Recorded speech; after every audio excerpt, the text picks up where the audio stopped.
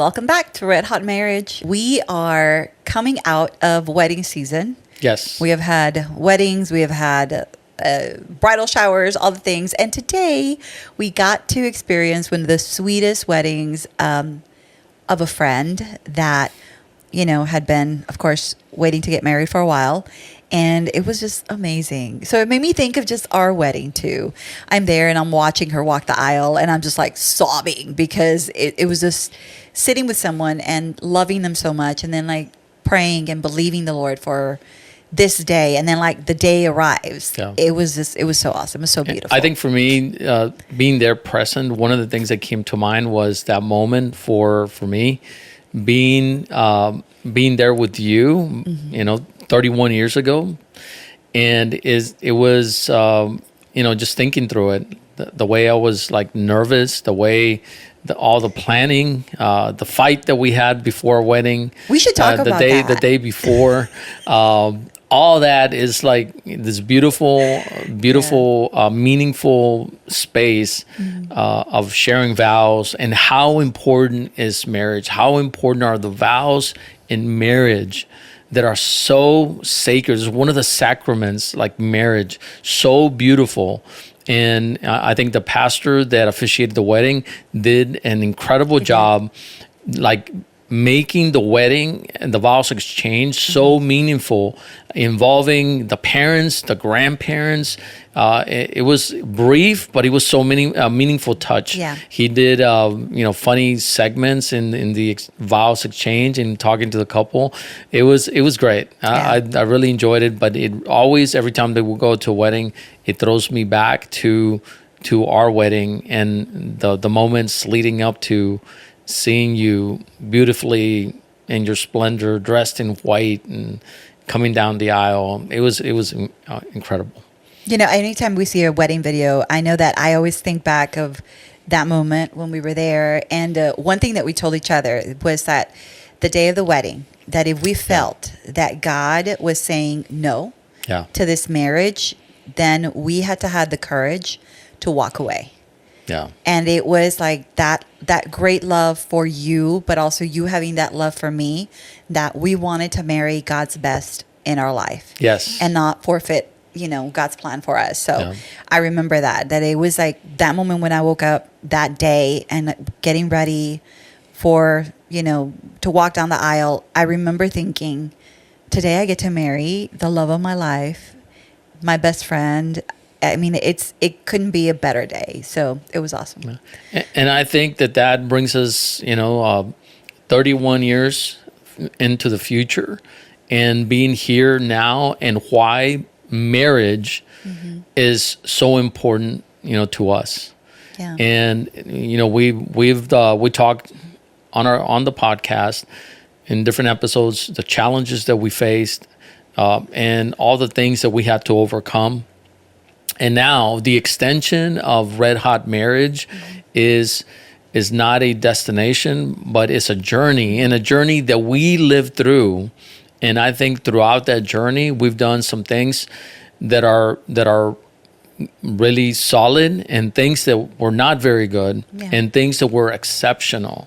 And throughout that learning process, we want to bring those learnings and that experience to the people that listen to this podcast, the people that are experiencing similar situations. I was talking to a friend the other day, and she was asking me, she goes, do you and Erik like actually sit down and talk like the way that you all talk in your podcast?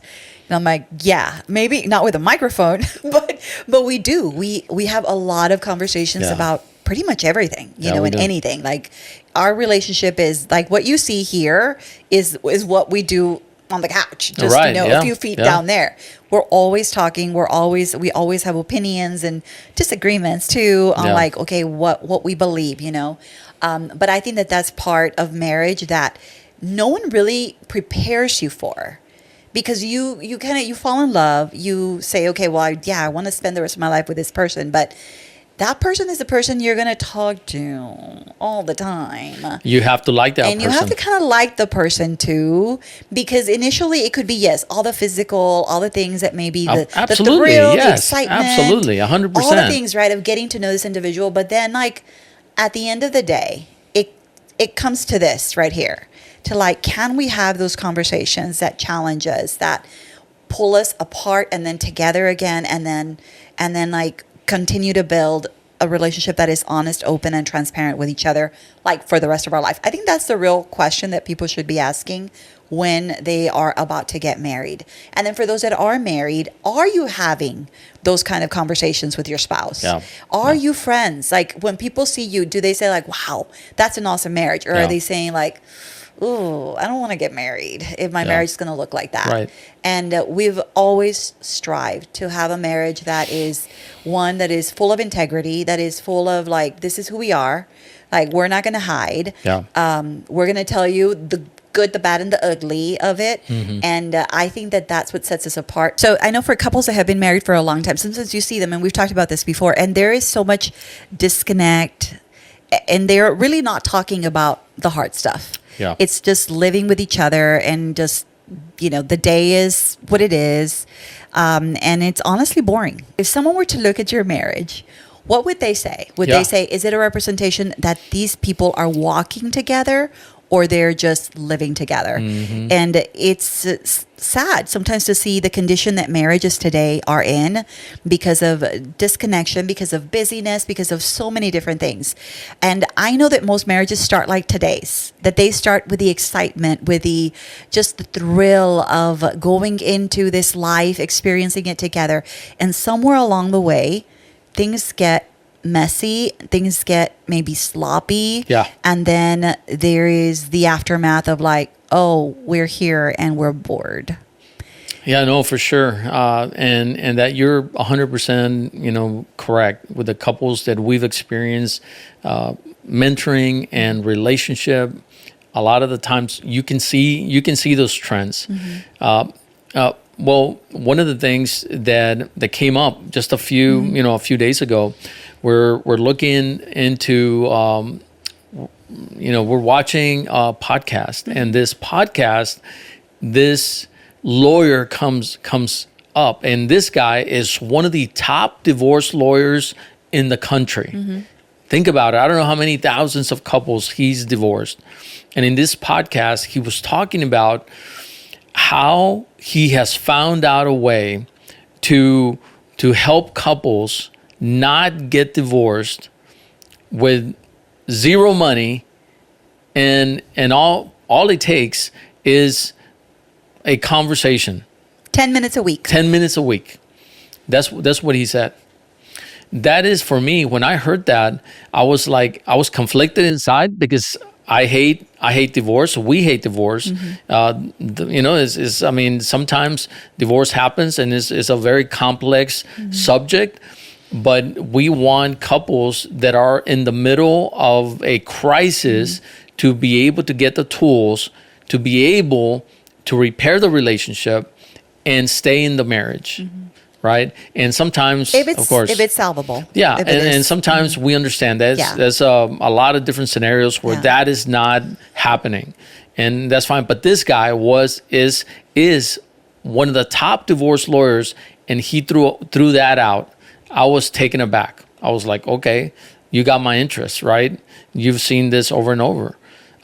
So it was a powerful thing, and we're gonna break down some of the things. Well, let's talk about. What are some of the things that he mentioned that he was talking about? Well, he said there's two questions that you can ask. Okay.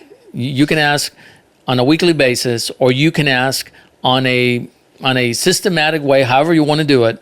But there's two questions. One question details like what are some of the things that you have done like right? What are some of the things that has fed your spouse's heart and mind and soul in your marriage, right? And the other one is around like where you missed the mark, right?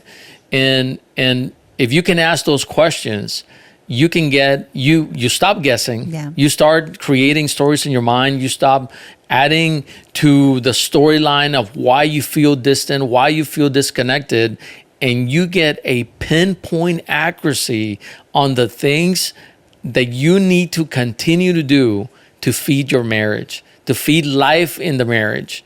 And then you get also a perspective from your wife's side or your husband's side. What is the things that he sees where you're missing the mark? And if you're open for that, you have the recipe to completely avoid the disconnection, completely change your marriage, a complete 180. Yeah, I think that one thing that he mentioned was that the number one killer of marriages is not an affair, and it is not finances. It's actually silence. And that silence is exactly what kills marriages, where you start doing life together, but alone. Yeah. Because that's the way that you start then functioning in your marriage, that you are, it's just taking care of the daily things that are necessary, the necessary conversations. What do you want for dinner?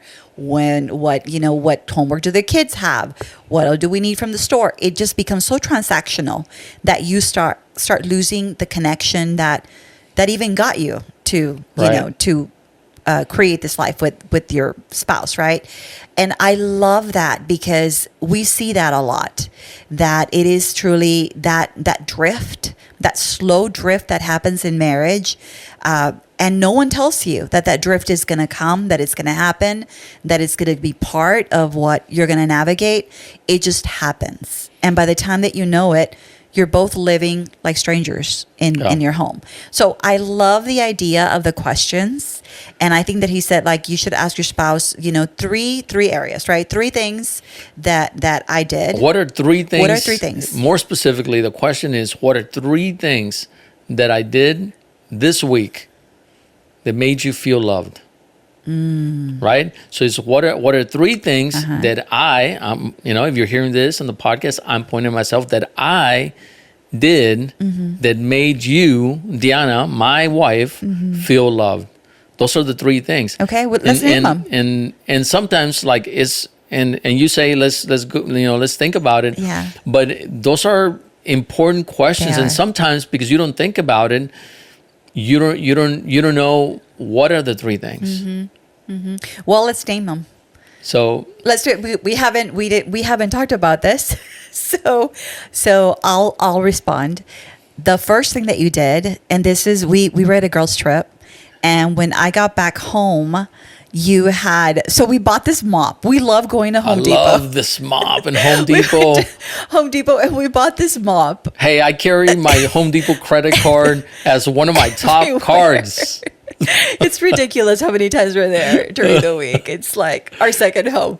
But anyway, when I got home from this girls' trip, right, that I was away for 3 days, the house was like completely clean. You had just mopped the house, swept, like done chores and all of that. And to me, that was like a hug to my heart, that it was so nice getting home, and then just like, it smells good, it looks good. It was amazing having that. And you didn't have to do that, but it was such a, just like, that's the way that I heard you love me. Yeah. So that was something that really touched my heart. The other thing that touches my heart is like whenever we are, here at the house, and I drink a lot of water, like crazy amounts of water. So do you. But you always make sure that my cup is filled. You'll say, like, honey, do you need water? Honey, and you'll go and or you'll just fill it up. You're filling up yours. You'll fill up mine. I gotta have this girl filled up all the time. So, and I think that speaks love to me. You know that. The other thing too is that even in serving. Like, I don't eat as much as you do, but you'll see, like, honey, how much do you want? How much food do you, I'm going to serve you. And I just tell you, babe, don't serve me because you're going to serve me like a man. And it's just too much food. I won't finish it. And I normally do. And you normally do. You serve me too much. But those are things that you do without even thinking about it. Like, you're not trying to see, like, oh, I can't get out of it. You just do it. And that shows me love. So those are mine. Those 3 are mine. Yeah. Okay. What about 3 things that I do, that I've done that make you feel loved? Yeah, for me is whenever you cook, and I know that you cook for the whole family, but I feel that you cook for me. I do.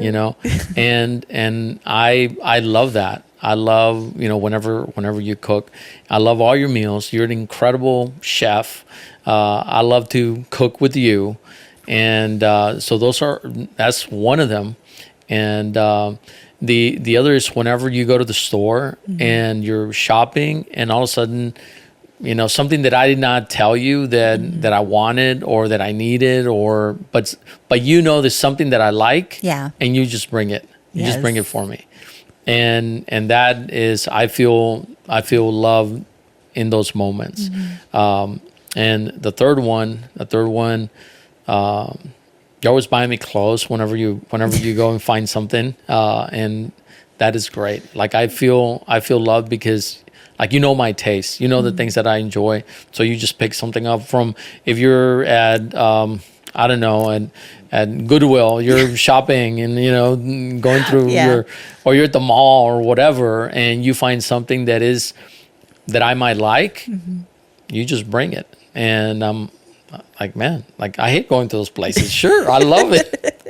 So I appreciate that because you know that I don't like going, and you pick it up for me. So those are the things that I really enjoy. So so even in asking each other this question, I mean, those are surprising. Some of them are surprising to me because I didn't know that that's important to you, and now I do. So now that becomes okay. That's something that I definitely want to do more of because that is communicating love to you in a way that me telling you I love you, you're amazing, and all these things probably won't. It's actually in a tangible way that we're doing it. So this is something that you want to take and you want to practice it today with your spouse. Ask them, what are 3 things that I've done this week or that I've done that you feel loved by? Because it's going to tell you a lot of how they receive love. And one of the observations is that many times the way your wife, your husband feels loved is completely different than what you thought about. Yeah. You will hear the weirdest things whenever you ask those questions. And it doesn't matter because it's not what you think, is how they receive love. And what they perceive like in their inner being coming from you that is love. Right. And if you can consistently just I can say it, like consistently just continue to do that. You're going to hit the target every time because it's not something that you're thinking, something that you're guessing, but it's something that they told you. Exactly. And that is... There's no ambiguity in that. No question. You're hitting the target every time. No, for sure. I think too, which of the 3 things surprised you of what I just, said that I enjoy receiving from you? I think the water. The that. Water was like, okay. And for me, I'm going to give you more water. And for me, it was the cooking. Yeah. I was like, cooking? Really? Like cooking? I have to do that because we all have to eat. But that's something that speaks to you love for whatever reason, This is another idea that this attorney, famous, renowned attorney, that he talked about. And it's the idea that you cannot beat a dog into good behavior. The dog is only gonna obey or understand the behavior that you want whenever you give a price, reinforce it, and reinforce that behavior every single time. So the same way, whenever we learn from our wife, your husband, what they enjoy, what they like, the way they feel loved, you want to reward that behavior. You want to continue to reinforce that behavior. And it might change. So guess what? You reinforce the new behavior whenever you ask that question. In other words, you're asking that question all the time. You're becoming curious because you always want to stay in that sweet spot. And the only way for us to know is to continue to ask that question. And I guess that this is something that you can do like on a weekly basis where you are spending 10 minutes and saying, hey, this week, 3 things that I did that showed you love, right? Yeah. That where you felt love. It's going to take you 10 minutes to do that. That's it. And maybe next week it's going to change to something else. And it's very likely because, we're changing people, right?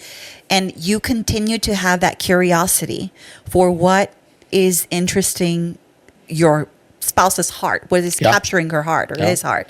And that makes all the difference in continuing to build, that that relationship. So I like that. 100%. I like that. Don't forget the second question, Okay. right? And the second question is, where did I miss the mark? Ooh, that one may be challenging for some. Yeah, and you. I know for someone that it might be challenging. So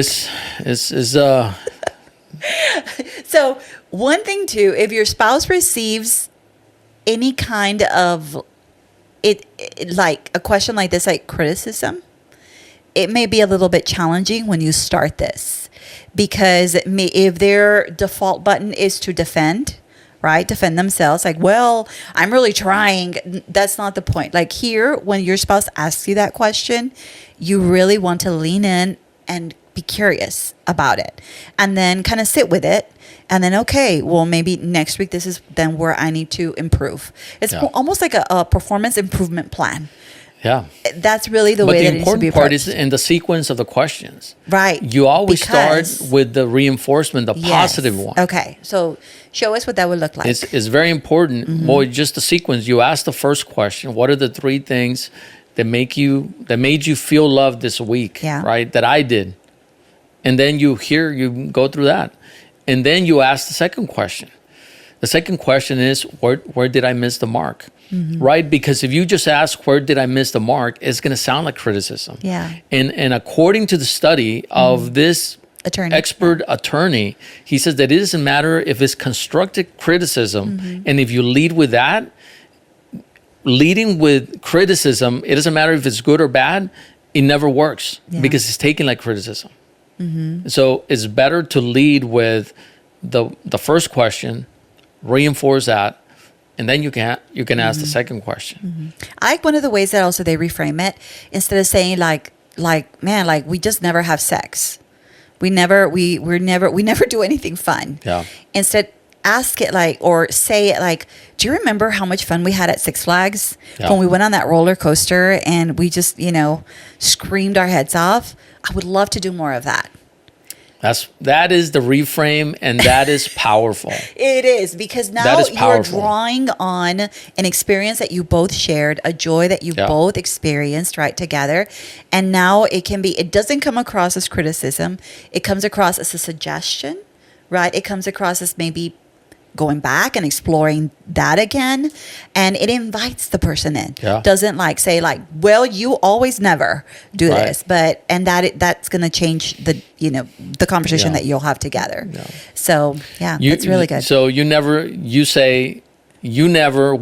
do this anymore. We never. Compared to the reframe, it's night and day. Exactly. And it shows skill on your part in conversation. It shows caution. It shows intention. It shows just your heart. But even empathy for your partner in 100%. Like making sure that you are stewarding his heart or her heart correctly. Right. Because in communicating as adults, when we start screaming, when we start, deflecting, when we start then putting on responsibility on the other and saying, you always never, this is children talking, but you have to show up as an adult in relationships and face it. Like whatever it is that they're telling you, all right, let me learn from it. Let me then engage them. Let me make that change that will draw us closer together instead of continue to, put us apart. And I think that that's one of the things that we see in talking to couples that are trying to learn how to communicate, how to really be honest with each other and really growing in their relationship. I think that this is one of the areas where they first start showing up in the relationship as children, and they have to mature into adults where they are having conversations that are more challenging, more they're pressing them a little bit more into becoming integrated adults. That you can't just get upset when your partner is telling you something where you're missing it, but that you really have to lean in and hear what they're saying. Hear from the point of view of what is my partner needing right now that I can only give them. Right. Because only I can fulfill this part. You are the most important person. You are. In your husband or your wife's life. You are. And what a privilege that we get to walk with each other and give each other those things that we need. Yeah. And we get to do that every day, all the time. And because of that, we're going to miss it. Because of that, it's going to be hard sometimes. Right. Because of that, we're not going to be batting 100% all the time. Yeah. Right. But this is the part where so much grace can come in, and we can then share with each other, hey, I really needed this week. Yeah. You know, when I was crying earlier, and I'm just making an example, doing an example here. When I was crying, it would have been so awesome if you would have just come and hugged me. If you could have just like held my hand, like that would have meant the world to me. To say that is so vulnerable, but also to say that you're allowing someone into the sacred space of your heart, and that creates intimacy that no amount of sex can compare, because it's emotional intimacy, right? And that's something that as you start doing these questions with each other, and as you start opening your heart to one another and giving yourself that space to be vulnerable. That open door, yeah. Yeah, vulnerable with one another.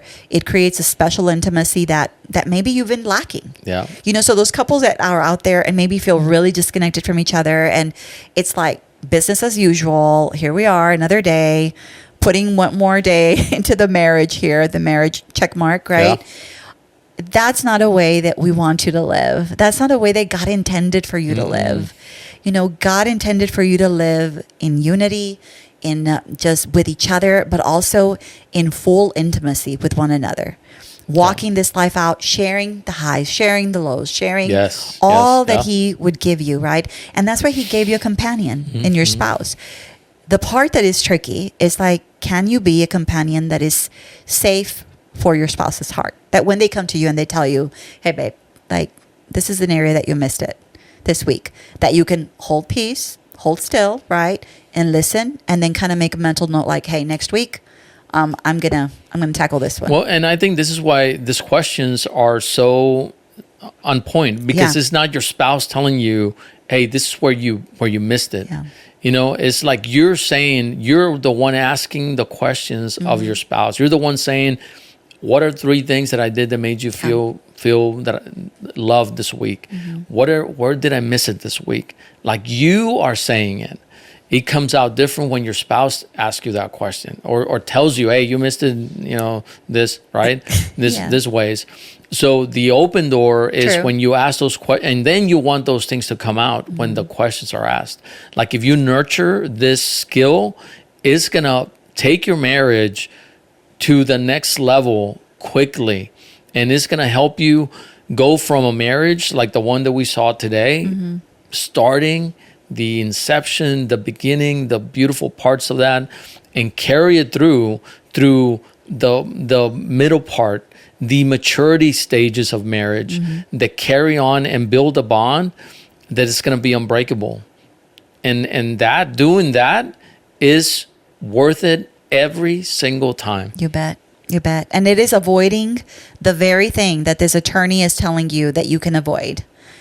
Divorce, right? By doing this 10 minutes every week, having that little check-in. It'll cost you $0. $0. 10 minutes. You got it for free here. So costs you $0 to do this, but it builds a lifetime of connection with one another. Yeah. So I love that. That is really good. Can we get advice from a divorce attorney? Absolutely. I think we can. We can. And I think the things that he broke down were completely on point. And I'm glad that you're listening on podcast, on audio, or you're watching on YouTube. Man, please go on there, sign up, follow us, and if you enjoy podcasts like this, man, we're gonna continue to bring some more. Let's continue building a red hot marriage. Love you. I love you, babe.